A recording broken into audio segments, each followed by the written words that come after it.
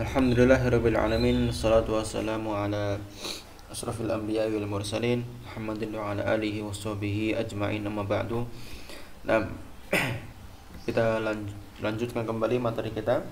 Terakhir kita sudah membahas footnote atau membaca footnote yang pertama dari dalil tentang batalnya wudu dari tidur yang nyenyak ya. Masih halaman 30, silakan dibuka halaman 30. Nah, sekarang kita masuk yang kedua, yaitu lamsul farji.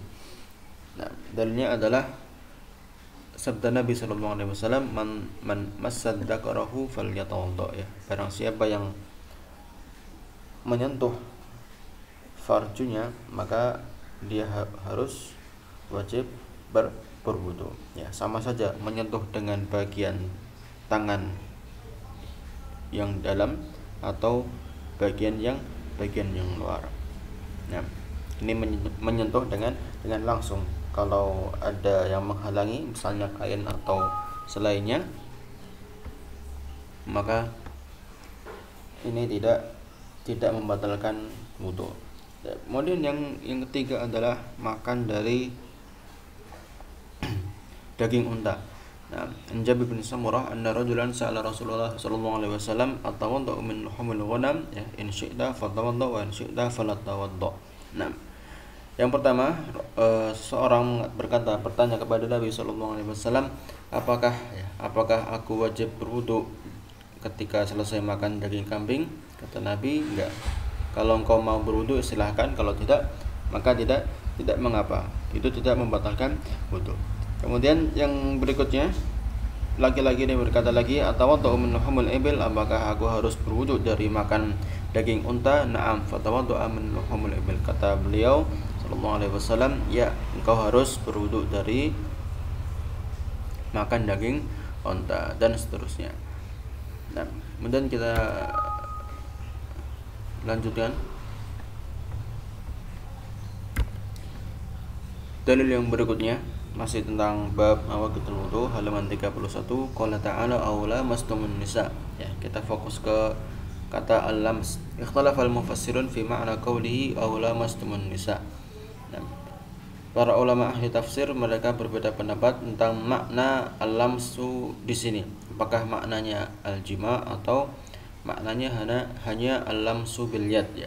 Mujarradul al-lamsi bil yad, hanya menyentuh saja, bukan jima itu sendiri. Maka kalau seandainya kalau para ahlul ilmi yang mengatakan al-lamsu di sini bermakna al-jima, maka fatakunul ayatu nassan fi jawazi tayammum lil junub. Maka ayat ini adalah sebagai dalil bolehnya tayamum bagi orang yang junub ya, sebagaimana banyak hadis-hadis yang menunjukkan tentang bolehnya bertayamum bagi orang yang junub. Ya. Atau apabila maknanya al-lamsu di sini adalah mujarradul lamsi bil yad, hanya menyentuh saja, maka ini harus dikaitkan dengan yang lain, yaitu apabila dia ya, sentuhan tersebut madinnata khurujil madi, adalah kecurigaan atau nanti kemungkinan besar menyebabkan keluarnya madhi. Nah, madhi itu adalah cairan yang keluar ketika seseorang sedang bersyahwat dengan lawan jenisnya. Wa huwal massul ladzi yakunu lisyahwah ya. Maka al-mas di sini harus dikaitkan dengan syahwat ya. Harus menyentuh dengan syahwat, baru bisa membatalkan wudu. Tapi kalau tidak, maka hanya menyentuh biasa, maka itu tidak sampai membatalkan wudu. Fatakunul ayah dalatan ala naqdul wudu bidzalik. Maka apabila lamsun di sini disertai dengan syahwat, maka hal tersebut bisa membatalkan wudu. Ataupun kalau hanya menyentuh biasa, maka hal tersebut tidak sampai membatalkan wudu. Allah taala a'lam. Kemudian ayat yang berikutnya, Allah taala berfirman, wa laqad uhiya ilaika wa ilal ladina min qablika la in asyrakta la yahbatanna 'amaluka wa la takunanna minal khasirin.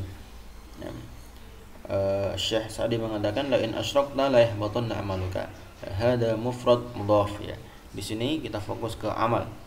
Amaluka ini adalah datang dalam keadaan mufrad tunggal dan mudhaf ke dhamir mukhatab ini ka. Ya ummu kullu amalan, maka maknanya adalah umum, mencakup semua amalan walaupun hanya disebutkan secara tunggal ya, secara satu mufrad ya. Biasanya kan kalau ingin menyebutkan semua amalan yang disebutkan secara jamak amal ya.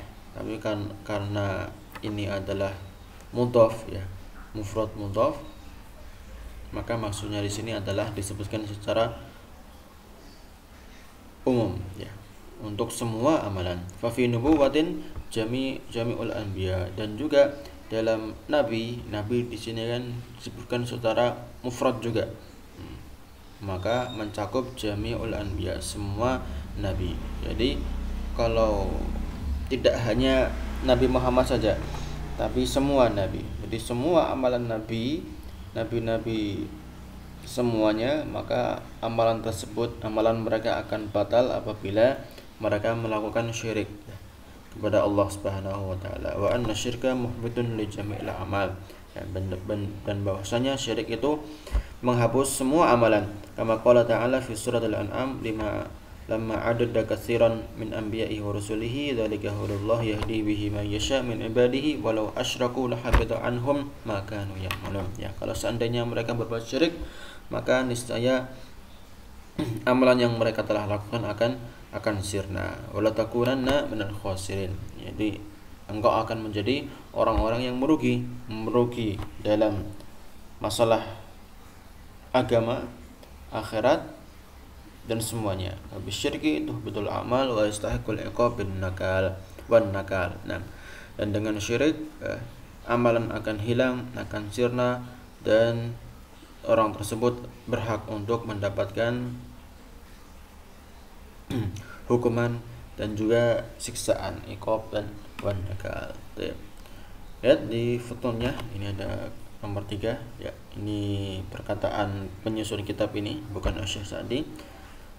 Beliau mengatakan qultu yastadillu bihadhil ayah ala fasadil amal. Ya, kita berdalil dengan ayat ini untuk rusaknya suatu amalan. Fasyirku muhbitul likulli amalin. Maka syirik di sini menghapus ya, menghilangkan semua amalan. Wal aula an tuda'a hadhil ayatu tahta kulli babin min abwabin nawaqid wal mufsidat fil ibadah. Maka yang lebih baik ya, yang lebih utama adalah meletakkan ayat ini, jadi ayat ini ditaruh pada setiap bab yang membahas tentang an-nawaqid, pembatal-pembatal, wal mufsidat atau perusak-perusak ibadah. Jadi tidak hanya wudu ya, bisa jadi nanti salat ya, masuk ke puasa, masuk ke zakat, dan yang lainnya semuanya ya. Jadi ayat ini atau perbuatan syirik ini menjadi pembatal semua amalan ibadah, tidak hanya pada bab wudu saja.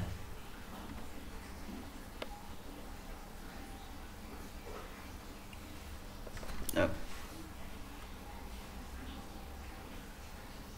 kemudian yang berikutnya kita masuk bab yang baru adalah babul ghusl, tentang mandi. Jadi kita wudu sudah selesai, kemudian pembatal wudu sudah, kita masuk pada bab mandi ya. Allah Ta'ala berfirman, wa in kuntum junuban fattahharu. Ya, apabila kalian sedang junub maka bersucilah. Nah, bersuci di sini maksudnya adalah harus dia mandi. Nah, Syekh Sa'di mengambil banyak sekali faedah dari ayat ini. Yang pertama, bayanut taharatul kubra, kaifiyatuha wa dzikru sababiha. Di antaranya yang pertama adalah penjelasan tentang adanya taharah kubra, yaitu mandi. Ada taharah sughra, ada taharah kubra. Taharah kubra itu mandi, kalau taharah sughra adalah wudu, kaifiyatuha, dan juga tata caranya bagaimana, wa dzikru sababiha, dan sebabnya itu yang mewajibkan mandi itu apa. Nah, adapun kaifiyahnya, tata caranya, tata cara mandi adalah ayyutahhirul abdu jami'a dhahiri badanihi bil ma', yaitu dengan membersihkan, atau seorang hamba membersihkan semua jami' dhahir, seluruh bagian luar tubuhnya dengan air. Dia mengalirkan air ke semua badannya. In kuntum junuban fattahharu, ya. Dengan dalil ini fattahharu. Di sini Allah Subhanahu wa taala lam yakhussuhu bi'adwin aw bi'a'dha'in muayyanah. Allah Subhanahu wa taala tidak mengkhususkan dengan salah satu anggota badan saja, ya, tapi semuanya, ya, semuanya. Bal ja'alallahu at-tathhira li jami'il badan, ya. Bahkan Allah Subhanahu wa taala menjadikan bersuci di sini untuk semua badan, ya. Kalau berwudu kan hanya 4 anggota badan khusus. Adapun kalau ini Allah sebutkan secara umum, yang berarti mencakup semua badan. Fa'alal mutatahhir ayu ammimat tathhir li jami'i dhahiri badanihi wa ma tahta syu'ur khafifatin aw kasifatin la yakuna dzalika ghuslan la mashan. Nah, maka wajib bagi orang yang hendak bersuci, mensucikan diri dari hadas besar, itu junub, untuk menyeluruhkan air, menyeluruhkan bersuci ini pada semua bagian luar dari badannya, kulitnya, semua kulit di badannya. Wa ma tahta syu'ur, dan juga kulit di bawah kulit di bawah rambut, ya. Baik itu rambut yang sedikit tipis maupun yang lebat, ya. Maka ketika disunahkan atau dicontohkan oleh Nabi sallallahu alaihi wasallam bagaimana cara mandi wajib yang benar, beliau mengusap-usap dulu, ya, menyela-nyela kepalanya dulu, ya, sambil disiram di sela-sela biar airnya itu masuk ke dalam rambut dan menyentuh kulit kepala. Wa ayyakuna dzalika ghuslan la masan, dan ya jelas namanya mandi kan dia mengalirkan air, ya. Maka tidak cukup hanya dengan mengusap saja. Itu bukan dinamakan dengan mandi. Nah, sudah, kita cukup sampai sini dulu. Kita lanjutkan pada pertemuan berikutnya insyaallah taala.